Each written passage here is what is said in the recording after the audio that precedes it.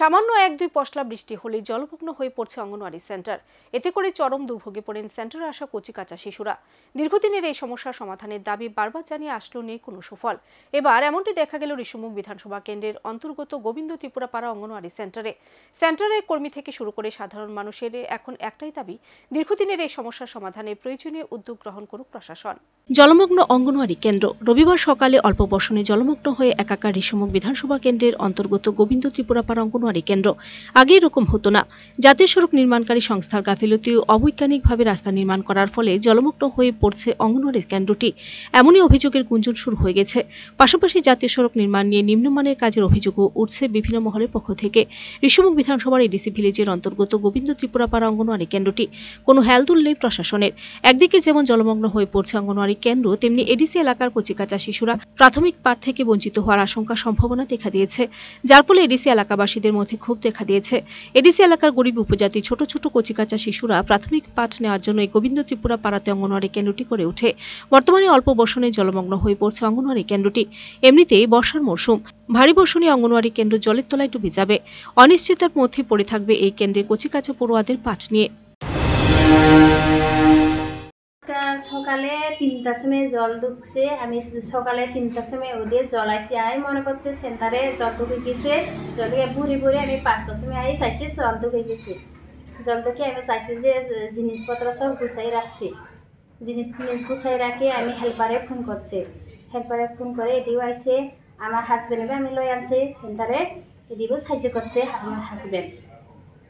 কই থেকে জল ঢুকছে? এটা বাইরে থেকে জল ঢুকে ইঞ্জিনিয়ার দিছে, পাইপ নিচে দিছে, দিয়ে জল ঢুকে যায়।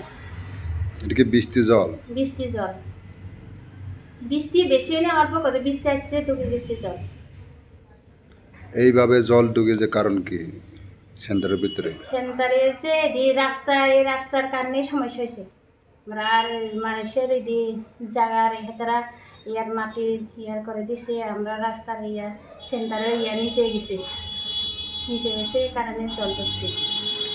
এই রাস্তা হওয়ার কারণে সেন্টারটা নিচে হয়ে থাকছে। হ্যাঁ, এই কারণে অবস্থা হয়েছে এই সেন্টারটা।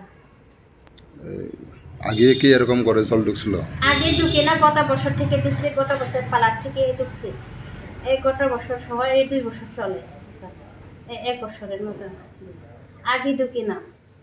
এই গত বছর একবার, আবার একবার বৃষ্টি অল্প হলে ঢুকে যায়। কতটুকু জল ঢুকছে সেন্টারের ভিতরে? পুরা অর্ধেক মতো হ্যাঁ 6 হাত মতো ঢুকছে। 6 হাত মতো ঢুকছে। কি কি ভিজে গেছে জলে? চেয়ার ভিজে গেছে, আর দাঁড়ামে ভিজে গেছে, আর ফিল্টার ভিজে গেছে, এই দুটো ঝাড়ু সীসা সব ভিজে গেছে। আর চাল ভিজি না, চাল দাঁড়ামে। সেন্টারের নাম কি? গোবিন্দ ত্রিপুরা পাড়া। আপনি কেডা? আমি অঙ্গনারী ওয়ার্কার। কি নাম আপনার? সঞ্চিতা ত্রিপুরা। কি বলবেন এরকম যে বৃষ্টি আয়া ছাড়া সেন্টারের ভিতরে বারবার জল ঢুকতেছে, কি বলবেন বা কি চাইতেছেন আপনি? বিডিওরা চাইবেন সেন্টার ভাঙ্গে ঠিক করে দিবে না। আপনি জানাইছিলেন নি কারো কাছে? আমি অফিসে দিছি, আর অপন চাইবে দিছি আমি ছবি। Video report search India channel.